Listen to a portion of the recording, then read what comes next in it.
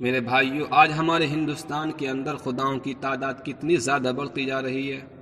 ہمارے ہندوستان کے اندر میرے بھائیوں وہ حالات جو زمانے جاہلیت سے پہلے تھے وہ حالات آج موجود ہو گئے، وہی حالات لوٹ آئے۔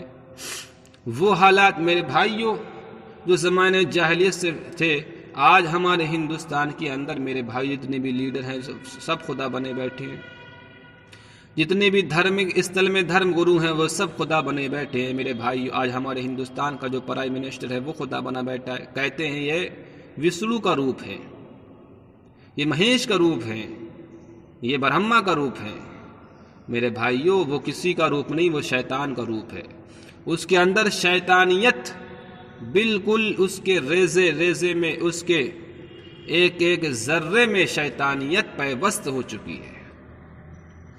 آپ شیطانیت کس طریقے سے پیوست ہو چکی ہے، آپ اس بات کا اندازہ اس سے لگا سکتے ہیں کہ اس انسان کی زبان پہ غریبوں کے لیے، بے سہاروں کے لیے کوئی ایک شبد نہیں آتا۔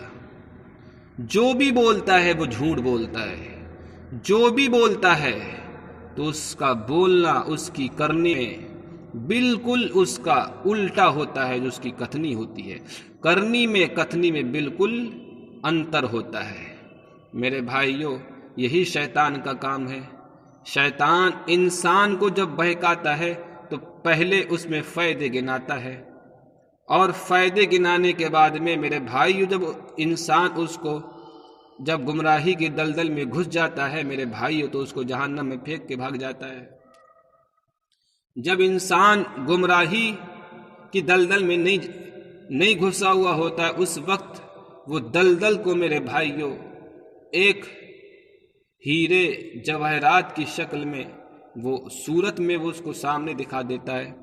آج اسی طریقے سے آج ہمارے ہندوستان کا پرائم منسٹر جو شیطان بیٹھا ہوا ہے، میں یہ نہیں کہتا اورنگزیب علیہ رحمت و رضوان کے جانے کے بعد میں ہمارے ہندوستان کی دھرتی پہ کوئی ایک ایسا پرائم منسٹر، ایسا گورنر، ایسا تاناشاہ بیٹھ گیا ہو جس نے ہندوستان کی دھرتی سے، ہندوستان کی سرزمین سے پیار کیا ہو، ہندوستان کے نواسیوں سے پیار کیا ہو۔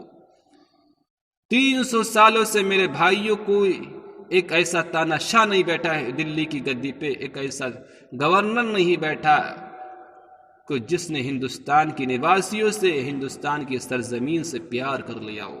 جو بھی بیٹھا ہے میرے بھائیوں، ایک سے ایک بڑا ظالم، ایک سے ایک بڑا جابر، ایک سے ایک بڑا ظالم و جابر تاناشاہ ہندوستان کی گدی پہ بیٹھا ہے۔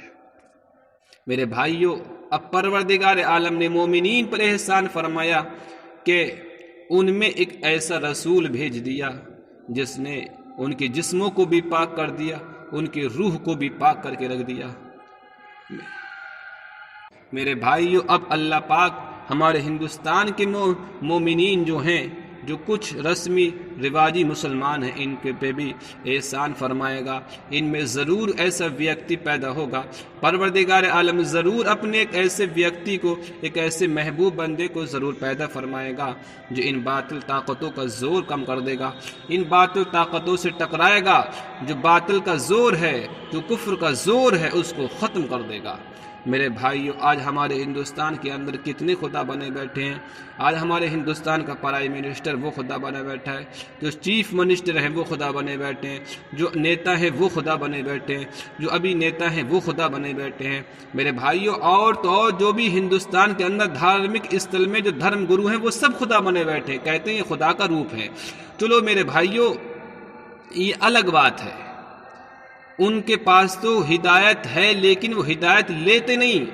لیکن جس کے پاس میں ہدایت موجود ہے، جس کے پاس میں قرآن موجود ہے، وہ خدا بنے بیٹھے ہیں۔ میرے بھائیوں، ہمارے ہندوستان کے اندر پیر خدا بنے بیٹھے ہیں، پیر اپنے آگے سجدہ کرتے ہیں۔ اگر پیروں کی اگر تم ایک خامیاں نکال دو، پیروں کی اگر پیر زادوں کی، شہزادوں کی اگر ایک کمی نکال دو میرے بھائیوں، تو تمہیں مذہب اسلام میں رہنے کے لیے ایک ذرہ برابر کوئی جگہ نہیں مل سکتی۔ میرے بھائیوں، کہنے کا مطلب یہ ہے خداؤں کی تعداد بہت زور کرتی جا رہی ہے۔ ہندوستان کے اندر بہت تیزی کے ساتھ میں خدا بڑھ رہے ہیں۔ ہندوستان میں جو غیر تھے ان میں تو خداؤں کی تعداد بڑھ رہی ہے، اس پہ تو کوئی رنجیدہ ہونے کی بات نہیں، لیکن جو ہندوستان میں مسلمان دھرم کے انویائی ہیں ان میں بھی خداؤں کی تعداد بڑھ رہی ہے۔ میرے بھائیوں، اب پروردگار عالم ضرور ان مومنین پر احسان فرمائے گا، اور ان میں کوئی ضرور نبی کا غلام پیدا ہو جائے گا جو ان باطل خداؤں کا زور، ان باطل خداؤں کو ختم